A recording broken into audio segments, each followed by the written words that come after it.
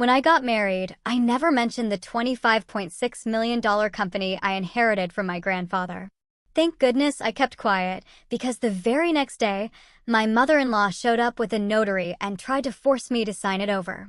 My wedding day was supposed to be the happiest day of my life, a celebration of love and new beginnings. Instead, it became the shocking prelude to an ambush, a brutal betrayal orchestrated by my own mother-in-law, just hours after I said I do. I was forced to fight for everything my grandfather had ever built and for my very future, against the people who had just become my family. My story, the one where I became the secret owner of a $25.6 million company, starts with my amazing grandfather, Walter Harlow. He was a self-made man, a true visionary who built Harlow Technologies from his garage back in 1975. By the time I was born, it was already a respected software development firm, specializing in security systems. Unlike most grandparents who might spoil you with toys and candy, Grandpa Walt taught me business ethics and financial literacy from the moment I could count. He'd lean back in his worn leather office chair and say, "Sammy, in business and in life, you need to protect yourself. Not everyone has good intentions, especially when money's involved." I spent every single summer at the company. I started in the mailroom when I was 13, then moved to customer service, then marketing. By the time I graduated with my MBA, I genuinely knew every single aspect of that business, inside and out. Grandpa Walt practically beamed with pride when I suggested our expansion into cybersecurity, a division that eventually doubled our revenue. 3 years ago, when pancreatic cancer took him, I was absolutely devastated. We all were. At the reading of his will, I discovered he'd left me 75% ownership of Harlow Technologies, then valued at $25.6 million. The remaining shares went to the incredible, longtime employees who had helped build the company. "Your grandfather believed in you more than anyone," his lawyer, Frank Thompson, told me privately after the reading. "He said you had the head for business and the heart for people, the perfect combination." Taking over as CEO was incredibly intimidating, but I channeled all my grief into honoring his legacy. I kept a very low profile in my personal life. No flashy cars, no luxury apartments broadcasting my wealth. I lived comfortably but modestly in a downtown loft, drove a 3-year-old Audi, and continued my grandfather's tradition of anonymous philanthropy. It was at one of these charity events, a gala for children's literacy, where I met Jason. I had donated a significant sum, but as always, requested no recognition. While I was admiring the artwork created by the program participants, a tall man with kind eyes approached me. "Beautiful, aren't they?" he said, gesturing to a colorful painting. "One of my students created that. I teach 4th grade at Lincoln Elementary." His name was Jason Miller. He was 34, had never been married, and was clearly dedicated to education. He had an easy laugh and a genuine way of listening that made me feel truly seen. When he asked about my work, I gave him my standard answer: "I manage investments for a technology firm." It wasn't a lie, but it certainly wasn't the whole truth. Our first date was coffee at a local cafe where he insisted on paying, despite my subtle attempts to pick up the check. Our second was a hike through Morton Nature Preserve where we talked for hours about books, dreams, and our families. Jason was very close with his mother, Eleanor, who had raised him alone after his father abandoned them when Jason was just 10. "She sacrificed everything for me," he explained as we watched the sunset from a scenic overlook. "Worked 2 jobs to put me through college. We're all each other has had for a long time." His dedication to his mother genuinely touched me. Family loyalty was something my grandfather had valued deeply. By our 5th date, I was falling hard. 3 months in, Jason invited me to Sunday dinner to meet Eleanor. I wore casual clothes and minimal jewelry, desperate to make a good impression without flaunting any wealth. Eleanor Miller lived in a modest 2-bedroom home in the suburbs, meticulously kept with plastic covers on the furniture and family photos covering every wall. "Jason has told me so much about you," Eleanor said, her smile not quite reaching her eyes as she assessed me. "He says you work in investments. That must be lucrative." "It can be," I replied cautiously. but it's more about helping the company grow sustainably than making quick profits. Throughout dinner, Eleanor asked incredibly probing questions about my family background, my salary, and whether my company offered good benefits. I deflected as politely as possible, while Jason looked increasingly uncomfortable. "Mom, this isn't a job interview," he finally interrupted when she asked if I owned or rented my apartment.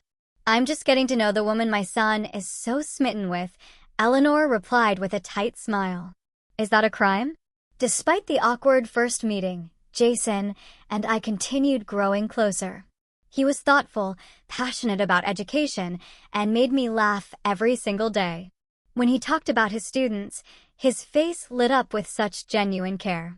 It reminded me of how my grandfather looked when mentoring young employees. After 8 months together, Jason proposed during a weekend getaway to a beachside town. We were walking along the shore at sunset when he dropped to one knee, presenting a modest but beautiful diamond ring. "Sam, I know this seems fast," he said nervously. "But when you know, you know. I want to build a life with you. Will you marry me?" I hesitated briefly, thinking of my grandfather's cautionary advice about protecting myself. But looking into Jason's earnest eyes, I pushed those concerns aside. "Yes," I whispered, tears forming. "Yes, I will." As we celebrated that night, I almost told him about the company, about my actual wealth. The words were on the tip of my tongue, but something held me back. A faint warning bell I couldn't quite identify. I decided I would tell him soon, but I wanted to make sure it didn't change anything between us first. After the wedding, I promised myself, once we're husband and wife, I'll tell him everything. I had no idea how fateful that decision would prove to be. The moment Jason and I announced our engagement, Eleanor appointed herself chief wedding planner. What I had envisioned as a small, intimate ceremony quickly expanded under her influence. "You can't have the reception there," she'd say, dismissing my suggestions. "What about the Westlake Country Club?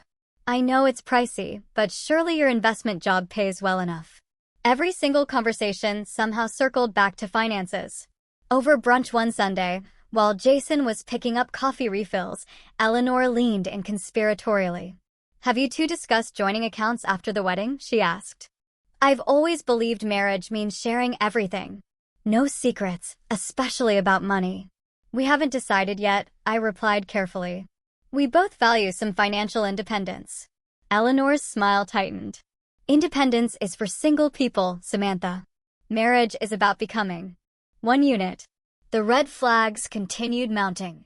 One afternoon, I stopped by Jason's apartment while he was at work to drop off some paperwork for our marriage license. Eleanor had a key, another issue I planned to address after the wedding, and was supposedly there to drop off a homemade casserole. I found her in Jason's home office, rifling through a stack of my documents I'd left on his desk, including investment statements for my personal accounts, separate from Harlow Technologies. "Oh," she startled, quickly rearranging the papers. I knocked over these while dusting. Such a mess. The statements had been neatly organized in a folder. She couldn't have knocked them over. I said nothing but made a mental note to be more careful with my paperwork. 2 weeks later, I overheard a conversation that sent ice through my veins. I had arrived early to Jason's apartment for dinner and was about to knock when I heard raised voices inside. "Mom, you need to stop pushing," Jason was saying. "Sam and I will figure out our finances ourselves." "I'm only thinking of your future," Eleanor insisted. "You've struggled with student loans for years while she's clearly doing well. Marriage means her money becomes family money. That's how it works. That's not why I'm marrying her." "Of course not, sweetheart," Eleanor's voice softened. "But there's nothing wrong with ensuring financial security in your marriage. Just talk to her about joint accounts after the wedding. Once everything's legal, you'll both be protected." I backed away from the door, my mind racing. Was Jason marrying me for money? The money he didn't even know I had? Or was Eleanor manipulating him? That night, I called my best friend, Katie Lawrence, who had been suspicious of Eleanor from the start. "I don't know if I'm being paranoid," I confessed after relating the conversation and other incidents. "You're not paranoid. You're perceptive," Katie said firmly. "Eleanor sees you as a meal ticket for her and possibly for Jason, too. Have you told him about the company yet?" No, I admitted. I was waiting until after the wedding. Don't, Katie advised. I know you love him, but something feels off. Protect yourself first, then see if he's worth trusting with the truth. The next day, I called Frank Thompson, my grandfather's lawyer, who now handled my business affairs. I need to make sure my assets are protected before my marriage, I explained, especially the company. Frank immediately scheduled a meeting. Your grandfather would be proud of your caution, he said as we reviewed options. Many people let love cloud their financial judgment. We established an irrevocable trust for my company shares, created prenuptial agreement drafts, though I hadn't decided whether to present them to Jason, and ensured multiple layers of legal protection. If anyone, including a spouse, tried to claim ownership of Harlow Technologies, they'd face a legal labyrinth designed to protect my grandfather's legacy. This feels deceptive, I confessed to Frank. Shouldn't marriage be about trust? Trust is earned gradually, he reminded me. Your grandfather didn't even tell his own wife about certain business details until they'd been married 10 years. Protect the business first, then share information with Jason when you're ready. As the wedding approached, my anxiety increased. I caught Eleanor making comments to relatives about Sam's important business connections and how Jason was marrying into a comfortable situation. Each remark strengthened my resolve to keep my wealth private until I could be certain of both Jason's and Eleanor's intentions. The night before our wedding, as tradition dictated, we spent apart. I lay awake wondering if I was making a mistake. Not about Jason. I truly loved him, but about starting our marriage with such a significant secret.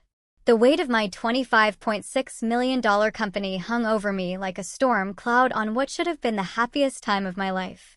After the ceremony, I promised myself again. Once we're married, I'll find the right moment to tell him everything. Little did I know that Eleanor already had plans of her own. Our wedding day dawned with perfect September weather. Sunshine, blue skies, and just enough breeze to rustle the autumn decorations. I'd chosen a simple but elegant dress. Nothing too extravagant, despite Eleanor's persistent suggestions for something more dramatic, befitting your position. The ceremony was scheduled for 4 p.m. at Riverside Gardens, a beautiful outdoor venue that wouldn't break the bank for someone on a teacher's salary. I'd insisted on splitting costs evenly, though in reality, I anonymously covered most expenses through a wedding planner sworn to secrecy. Katie arrived at my hotel suite early to help with preparations, bringing champagne and a steady stream of encouragement. You look stunning, she said as the makeup artist finished her work. Are you ready for this? I think so, I replied, smoothing invisible wrinkles from my dress. I love Jason. The rest we can figure out. And have you decided when you'll tell him about Harlow Technologies? I nodded. During our honeymoon. We're staying at Lakeview Resort. Nothing flashy, but private.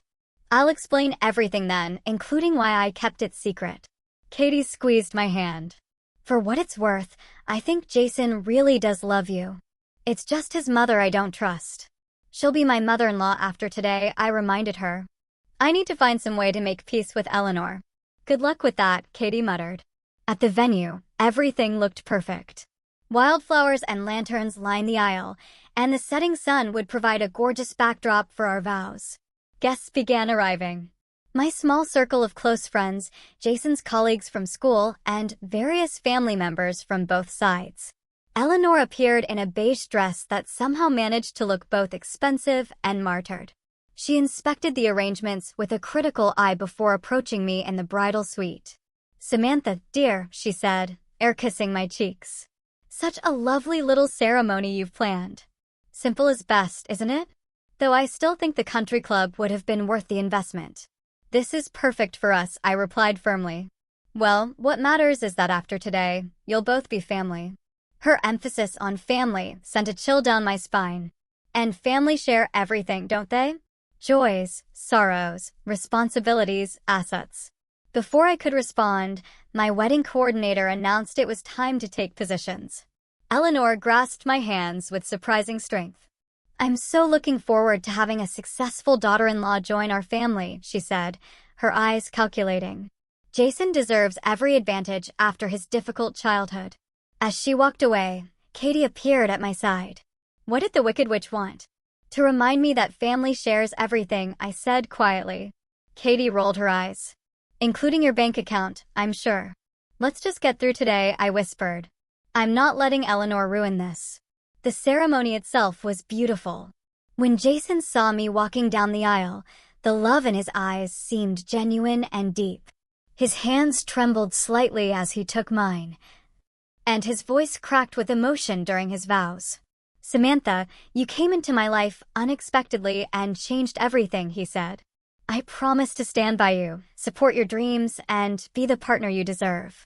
My heart is yours completely and forever. I believed him in that moment. Whatever Eleanor's schemes might be, Jason's love felt real. After the ceremony, during our first dance, I almost blurted out my secret. The weight of it pressed on my chest as Jason held me close. I have something important to tell you, I began. What is it? He asked, his eyes warm and attentive. Before I could continue, the DJ announced it was time for the father-daughter dance. Since my father had passed away years ago, my uncle stepped in. The moment for confession had passed. Throughout the reception, I noticed Eleanor engaged in intense conversations with various guests, including some of my colleagues who had no idea I owned the company they worked for. She seemed to be gathering information piece by piece. During the cake cutting, Eleanor clinked her glass for attention. I'd like to make a toast to the beautiful couple, she announced. To Jason and Samantha, may your union bring you both the security and prosperity you deserve, and may you always share your blessings equally as true partners should. Several guests exchanged confused glances at the strange emphasis in her toast. Jason shifted uncomfortably beside me. As the reception wound down, Eleanor approached us again, this time with a document folder. A wedding gift, she explained, handing it to Jason. Just some paperwork for you both to review tomorrow. Nothing that can't wait until after your wedding night. Jason took the folder with an unreadable expression. Thanks, Mom. Later, as we prepared to leave for the resort, I found a moment alone with Jason. Your mother seems very interested in our finances, I commented carefully. Jason sighed. She struggled so much when Dad left. It made her obsessed with financial security. Don't worry about it. I'll talk to her. Promise me something, I said, taking his hands. Promise that whatever happens, whatever decisions we make, they'll be ours, not your mother's. I promise, he said, kissing me softly. You come first now. Always. I wanted desperately to believe him. We arrived at Lakeview Resort after 11 p.m., exhausted but happy. The lakeside cabin I'd booked was rustic but comfortable, with a stone fireplace and panoramic windows overlooking the water. This is perfect, Jason said, wrapping his arms around me from behind as we gazed at the moonlight reflecting on the lake. Just you and me. That night, as we consummated our marriage, I pushed away all thoughts of secrets, companies, and interfering mothers-in-law.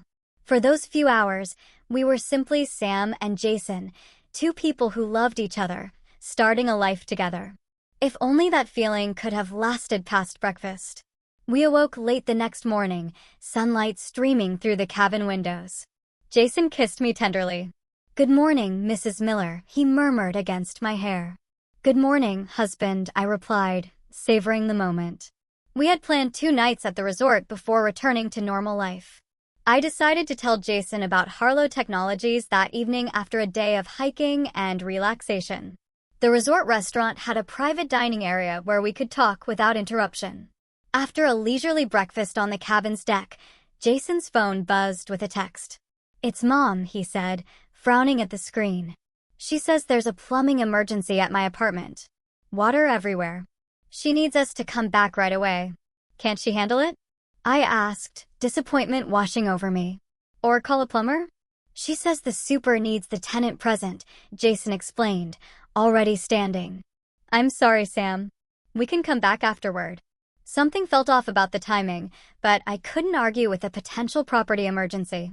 We packed quickly and checked out, promising to return that evening. The drive back to the city took 40 minutes. As we approached Jason's apartment building, I noticed nothing unusual. No maintenance vehicles, no signs of water damage. That's strange, I commented. You'd think there would be some activity for a major plumbing issue. Jason parked and checked his phone again. Mom says she's waiting upstairs. Maybe they already fixed the leak. The moment we walked into the apartment, I knew we'd been manipulated. There was no water damage. Instead, Eleanor sat primly on the sofa beside a balding man with a briefcase. A younger woman stood nearby with a notary stamp visible on the table. "What's going on?" I asked, looking between them. "Where's the plumbing emergency?" "I'm sorry for the little white lie," Eleanor said, not looking sorry at all. "But this is actually an emergency of a different sort, a financial one that needs immediate attention." The balding man stood, extending his hand. "Curtis Dawson, attorney at law. Pleased to meet you, Mrs. Miller." I didn't take his hand. "What is this about?" Eleanor's pleasant facade dropped instantly. "This is about honesty and marriage, Samantha. Or should I say, Ms. CEO of Harlow Technologies." My blood ran cold. Jason's face registered shock, then confusion. "What are you talking about, Mom?" he asked. Eleanor smiled thinly. "Your wife has been keeping secrets, Jason. Big ones. She's not just some investment manager. She owns a multi-million-dollar company, $25.6 million to be exact." She turned to me, eyes glittering with triumph. "Did you think I wouldn't find out? That I'd let my son marry someone with hidden assets? I hired a private investigator the day after you got engaged." The room seemed to tilt beneath me. I looked at Jason, trying to gauge if he'd known about this ambush. "Is this true?" he asked me, his expression unreadable. Before I could answer, Eleanor pressed on. "Mr. Dawson has prepared the appropriate documents to transfer partial ownership of Harlow Technologies to Jason, as would be proper between spouses. Ms. Bradley here is a notary who will witness the signatures." She gestured to the stack of papers on the coffee table. "Now that you're legally married, it's time to combine assets properly." I found my voice at last. "You arranged all this? A fake emergency to ambush me with legal documents? And you expect me to just sign over my company?" "Not the entire company," Curtis Dawson interjected smoothly. "Just 50% ownership, which is standard in marital property." "There is nothing standard about this," I said, anger replacing shock. "And it's not how marital property works in this state." I turned to Jason, whose face had paled considerably. "Did you know about this?" He hesitated just long enough for my heart to crack. "I knew Mom had concerns about your finances. She mentioned discovering you had more assets than you disclosed, but I didn't know about this meeting." "Not exactly." "Not exactly?" I repeated incredulously. "What does that mean?" Eleanor cut in. "Jason and I discussed the importance of financial transparency after marriage. He agreed you should share your assets with him. Is that true?" I demanded, looking directly at Jason. He ran a hand through his hair, clearly uncomfortable. "Mom said it was strange you were so secretive about your job. She thought you might have some savings you weren't disclosing.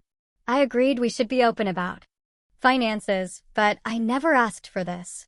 He gestured at the papers. "But you discussed it," I said flatly.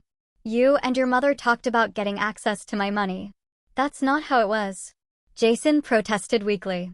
Eleanor stood, impatient with our exchange. "Enough drama. The fact is you concealed significant assets before marriage. Now it's time to rectify that oversight." She picked up a pen and held it out to me. "Sign the papers, Samantha. It's what's best for everyone." I laughed without humor. "Best for everyone, or best for you, Eleanor?" "For the family," she insisted. "Jason deserves security after everything he's been through." "And you think taking half my company provides that security?" I asked, my voice dangerously calm.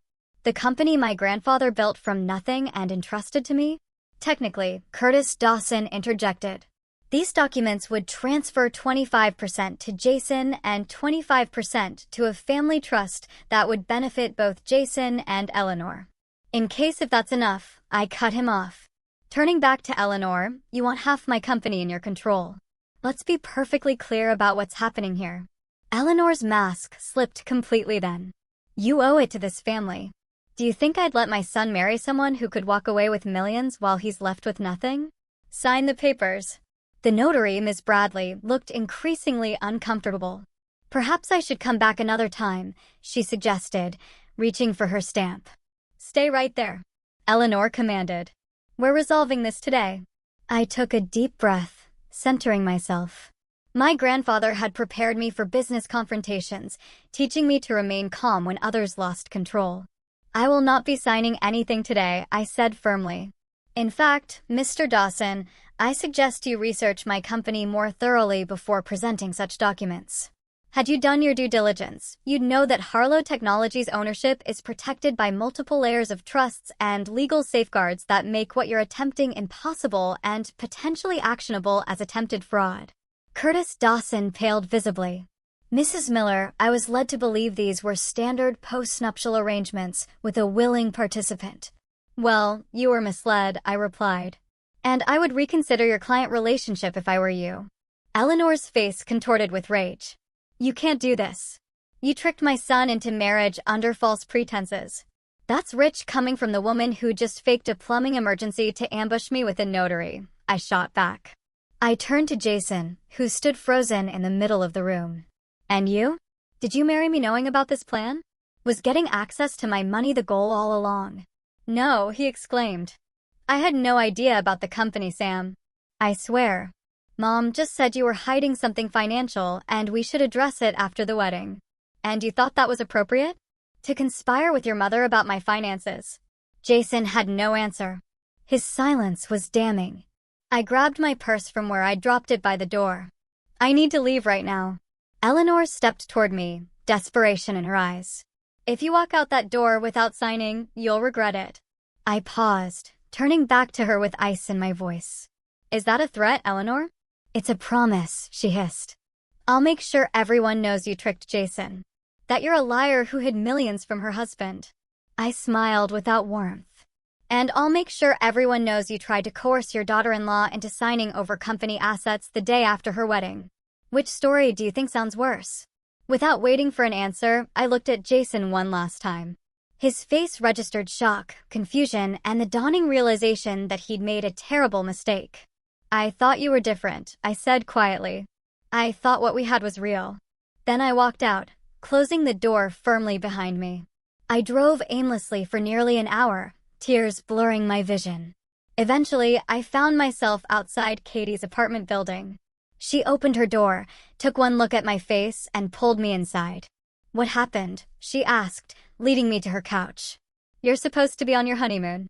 Through broken sobs, I explained the entire nightmare. Eleanor's ambush, the notary, Jason's complicity.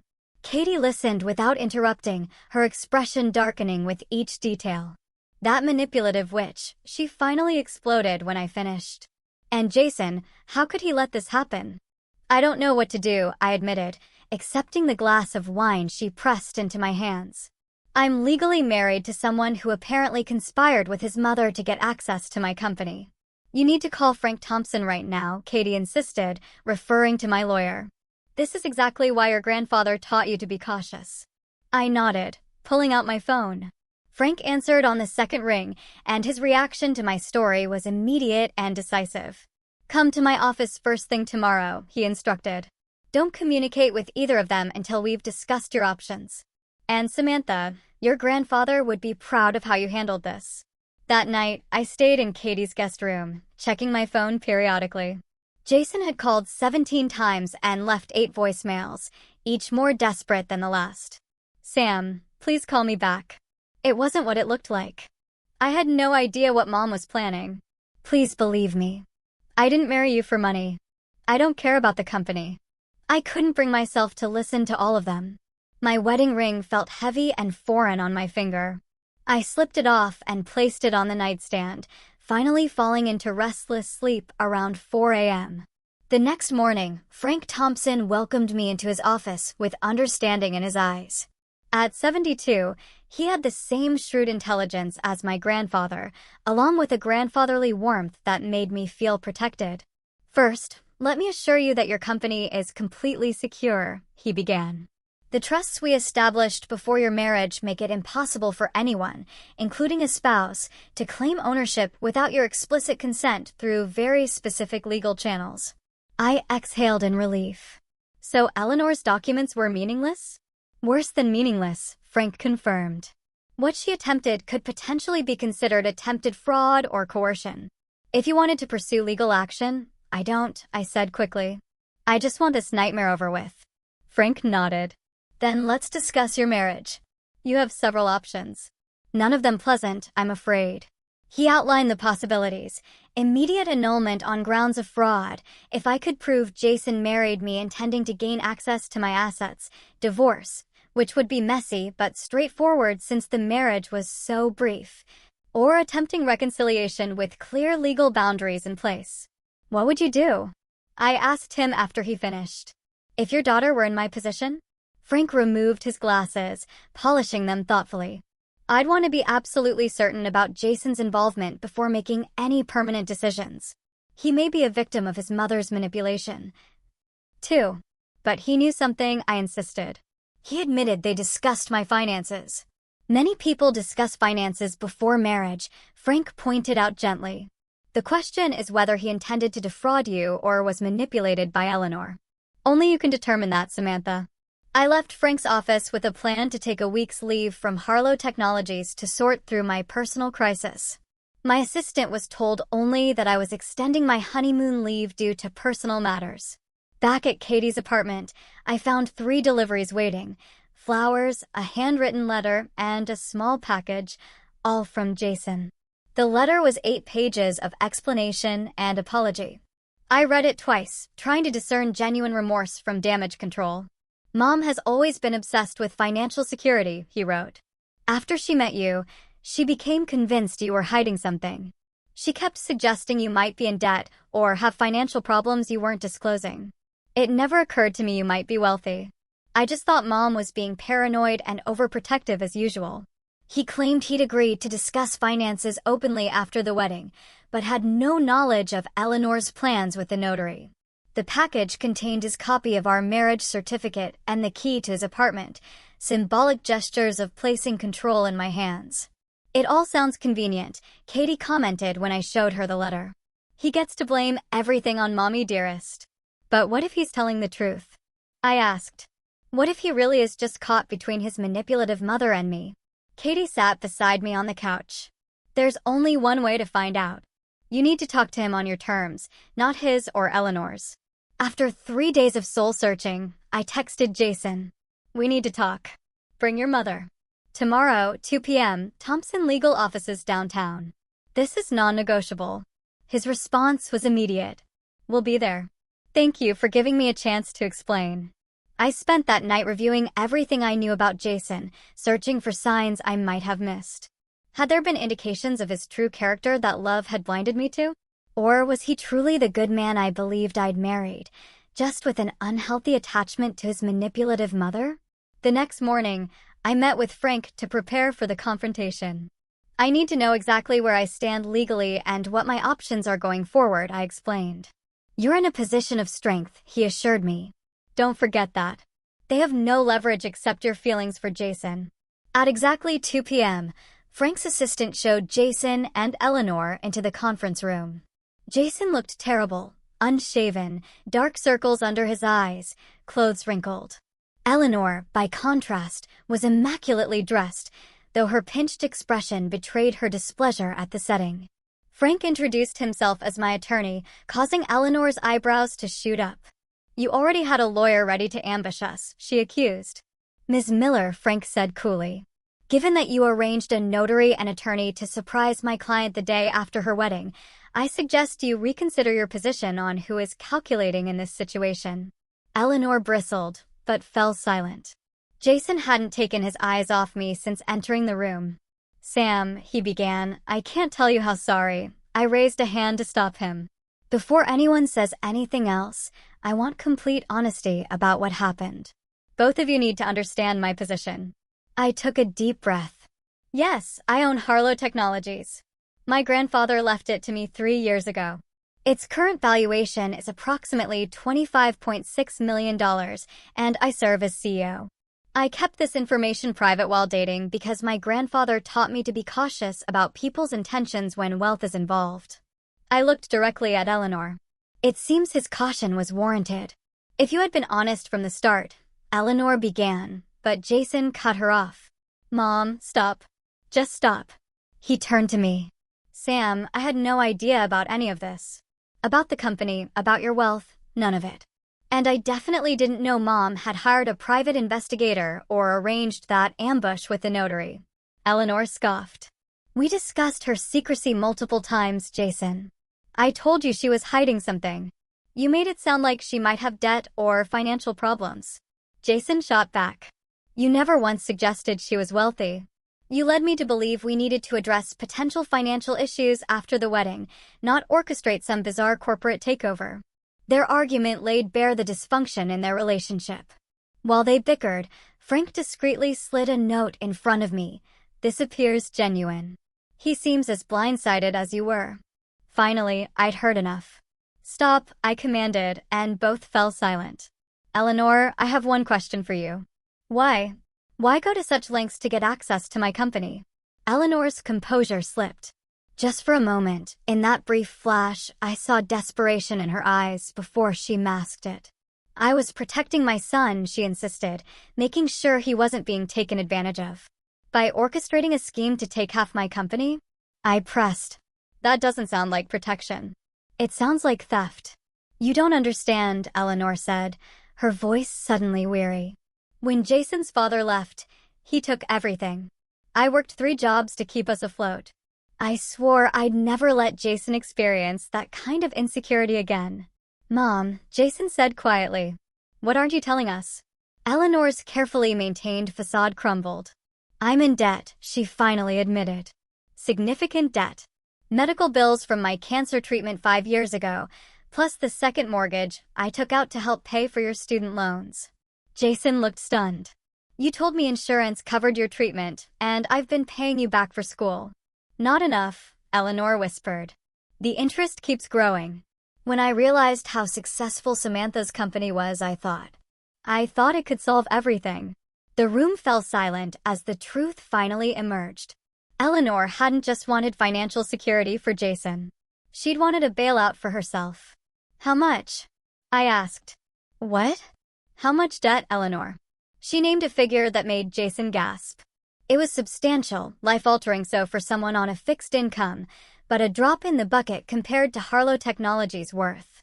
So, this was never about Jason, I said quietly. It was about using my company to solve your financial problems. Eleanor had no response. Her years of manipulation finally exposed. I turned to Jason, who looked shattered by his mother's revelations. And now I need to know where you stand. Not just about this situation, but about us. About our future, if we have one. Jason met my gaze directly. I love you, Sam. I married you because I love you. Not for your money, not for your company, not to solve my mother's problems. I'm horrified by what happened, and I'll spend the rest of my life making it up to you if you'll let me. Then he turned to Eleanor. But Mom, this relationship between us has to change. What you did was wrong on every level. If Sam gives our marriage another chance, you need to understand that she is my priority now. Eleanor's face crumpled at her son's words. Decades of codependence challenged in an instant. The choice now lay squarely with me. Walk away from a man I loved because of his toxic relationship with his mother, or try to rebuild on shaky foundations. I need some time, I finally said. This isn't a decision I can make today. As we prepared to leave, Eleanor approached me hesitantly. For what it's worth. I am sorry. Not just for getting caught, but for what I tried to do. Desperation makes people do terrible things. It wasn't enough. Not yet. But it was a start. 2 weeks passed without a resolution. I moved back to my loft, returned to work at Harlow Technologies, and tried to make sense of my suspended life. Jason and I communicated sporadically through carefully worded texts. Neither of us ready to determine our future. Eleanor surprisingly maintained her distance. According to Jason, she had finally admitted herself to credit counseling and was working with a financial advisor to address her debt situation. She's actually seeing a therapist, too, Jason told me during one of our brief phone calls, something she refused to consider for years. I wanted to believe people could change, that relationships could heal from betrayal. But the memory of that ambush with the notary kept replaying in my mind. One evening, Frank Thompson called with an unexpected update. Eleanor Miller has requested a meeting, he informed me. With you, Jason, herself, and both our legal representatives present. Why? I asked warily. What could she possibly have to say now? She didn't specify, Frank replied. But she was insistent it would be worth your time. Against my better judgment and Katie's explicit advice, I agreed to the meeting. We gathered once again in Frank's conference room the following afternoon. This time, Eleanor was accompanied by a kind-faced woman who introduced herself as Patricia Walton, a family therapist specializing in financial trauma. Thank you for agreeing to meet, Eleanor began, her usual commanding presence notably subdued. I've spent these past weeks doing some painful self-examination with Patricia's help. She placed a folder on the table, but didn't open it. Before I say anything else, I want to apologize. Truly apologize for my actions. What I did was inexcusable. I betrayed your trust, violated your privacy, and tried to manipulate both you and Jason for my own benefit. I remained silent, waiting for the other shoe to drop. Patricia has helped me understand that my financial anxiety after Jason's father left created unhealthy patterns that I've maintained for decades, Eleanor continued. I became obsessed with controlling financial outcomes, even at the expense of relationships. Jason watched his mother with a mixture of hope and weariness. This vulnerable version of Eleanor was clearly new to him, too. The truth is, Eleanor said, opening the folder, I came today to offer you this. She slid a document across the table. It was a formal, notarized statement renouncing any claim or interest in Harlow Technologies or any of my personal assets, now or in the future. I also want you to have this, she added, pushing forward a sealed envelope. It's a full accounting of my financial situation, all debts, accounts, everything. Complete transparency. Frank reviewed the documents carefully before nodding to me. They appear legitimate. Why the change of heart? I asked Eleanor directly. She glanced at Patricia, who nodded encouragingly. Because I realized I was about to lose my son, Eleanor admitted, her voice breaking. And no amount of money is worth that. Jason reached for his mother's hand in a gesture of support that would have been unimaginable weeks earlier. There is something else you should know, Eleanor continued. After our last meeting, I was diagnosed with anxiety disorder and financial PTSD. It doesn't excuse what I did, but it helps explain it. I'm on medication now and working through therapy. I studied her carefully, looking for signs of manipulation. Instead, I saw something I'd never associated with Eleanor Miller, genuine remorse. I appreciate your apology, I said carefully. And these documents, but trust isn't rebuilt overnight. I understand, Eleanor replied. I don't expect forgiveness. I just wanted to take responsibility and try to make amends. Jason cleared his throat. Sam, I know my relationship with Mom has been unhealthy. I enabled her behavior for years without realizing it. That's changing now, but I understand if it's too late for us. The raw honesty in the room was disarming. This wasn't the calculated Eleanor I'd come to fear, nor the passive Jason who deferred to his mother's wishes. What are you asking for? I directed my question to both of them. A chance, Jason said simply. Not to pick up where we left off. We can't do that, but to try again with healthier boundaries and complete honesty. Eleanor nodded. And I'm asking for the opportunity to earn back some measure of respect, even if trust isn't possible yet. I'm committed to continuing therapy and maintaining appropriate boundaries with both of you. Frank passed me a note. Their actions matched their words so far. Your decision. After a moment's consideration, I made a decision of my own. Eleanor, I began. I appreciate your apology and these documents. They're a meaningful first step. However, I need to be very clear. My relationship with Jason is separate from my relationship with you. Whatever happens between him and me, you and I will need to rebuild from the ground up. She nodded, accepting this boundary without protest. I turned to Jason. And you and I have a lot to discuss before we can decide if our marriage has a future. I'm willing to try, but there need to be clear terms. Anything, he said immediately. Whatever you need.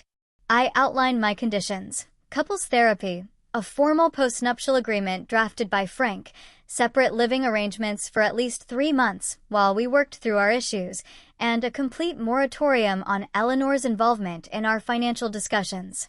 And one more thing, I added.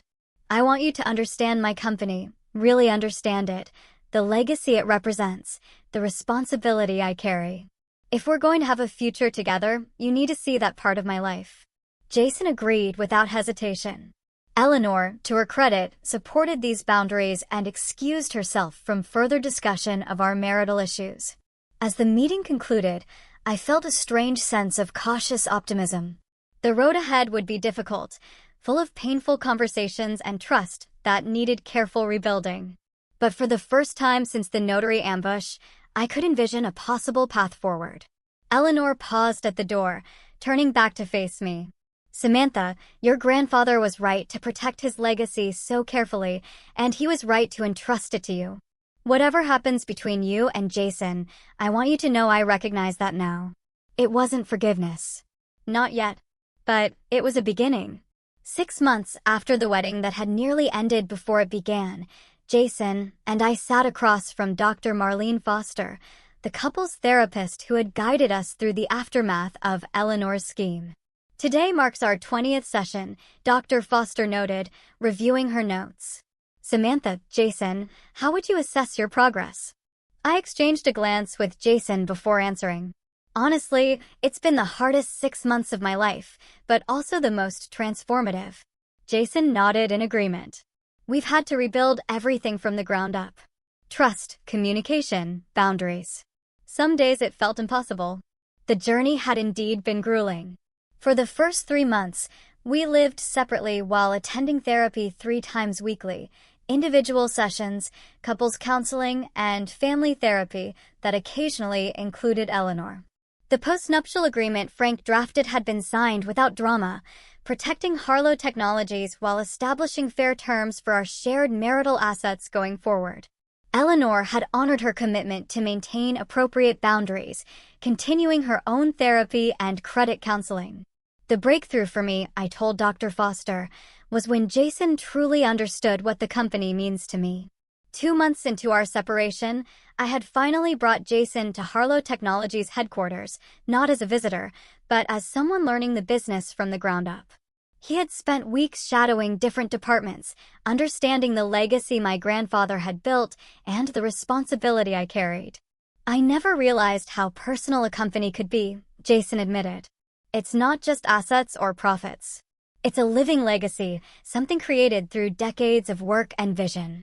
Watching him engage with the business, asking thoughtful questions, connecting with employees, appreciating the culture my grandfather had established, had begun the slow process of rebuilding my trust. "And Eleanor?" Dr. Foster prompted. "How has that relationship evolved?" This was more complicated.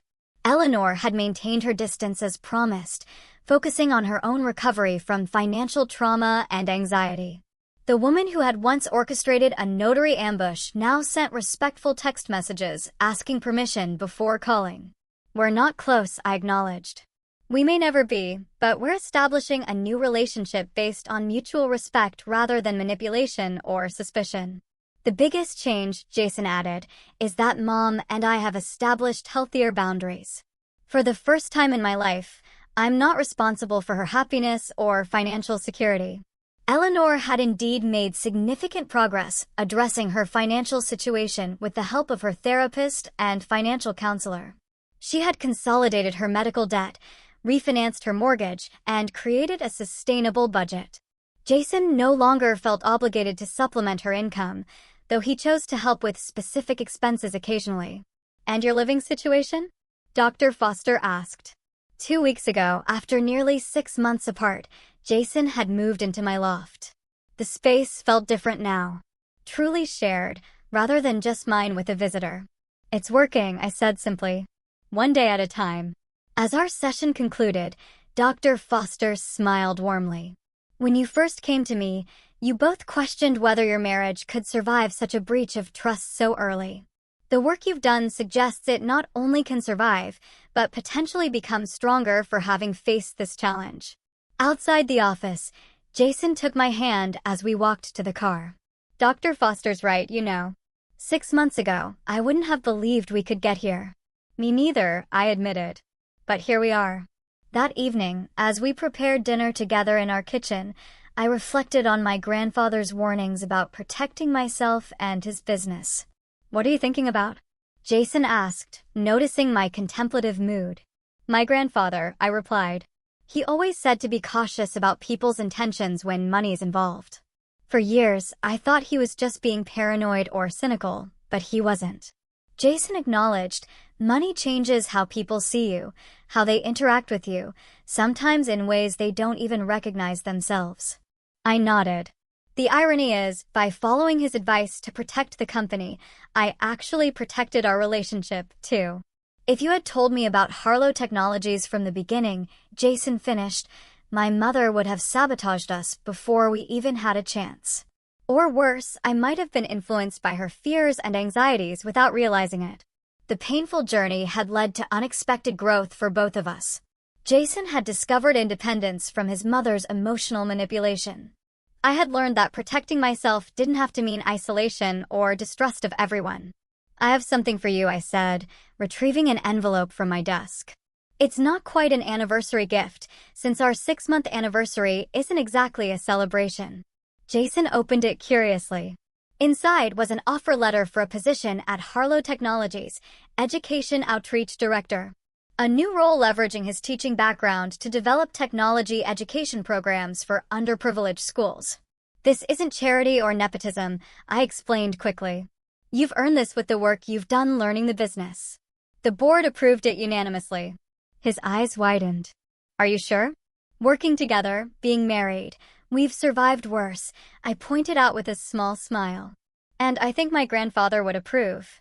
He always said, business is about more than profit. It's about creating value and legacy. As we discussed the details of the position, my phone buzzed with a text from Eleanor. True to our new boundaries, she was requesting permission to call about Thanksgiving plans rather than simply calling or showing up. Your mom wants to talk about Thanksgiving, I told Jason. What do you think? He asked, respecting my comfort level. I considered for a moment. I think we can handle a phone call and maybe dinner next month, depending on how things go. Small steps, careful boundaries, gradual rebuilding of trust. The approach had saved our marriage. Perhaps it could eventually create a healthy relationship with Eleanor, too. Later that night, as Jason slept beside me, I reflected on the tumultuous journey from that disastrous post-wedding ambush to our current cautious happiness. The company remained protected. Our marriage was slowly strengthening, and the toxic dynamics that had nearly destroyed everything were being addressed through honest communication and firm boundaries. My grandfather's voice seemed to whisper in my memory, trust but verify. Protect what matters. And remember, the right people will love you for who you are, not what you own. He had been right all along. Hiding my $25.6 million company before the wedding had indeed been the right decision, not because it had prevented Jason from accessing my wealth, but because it had exposed Eleanor's scheme before it could do irreparable damage. That initial caution had created the opportunity for honest rebuilding that might not have been possible otherwise. Our story wasn't a fairy tale. It was messy, painful, and ongoing. But it was authentic, a relationship based on who we truly were, not the roles or expectations others tried to impose. And that, I realized, was worth more than any company valuation could measure. If you've made it to the end of my story, I'd love to know what you would have done in my situation. Would you have given the relationship another chance like I did, or would you have walked away after such a betrayal? Drop your thoughts in the comments below. And if you found value in my experience, thank you for listening to my journey. Remember, protecting yourself isn't selfish. Sometimes it's the most loving thing you can do, both for yourself and for those who truly care about you.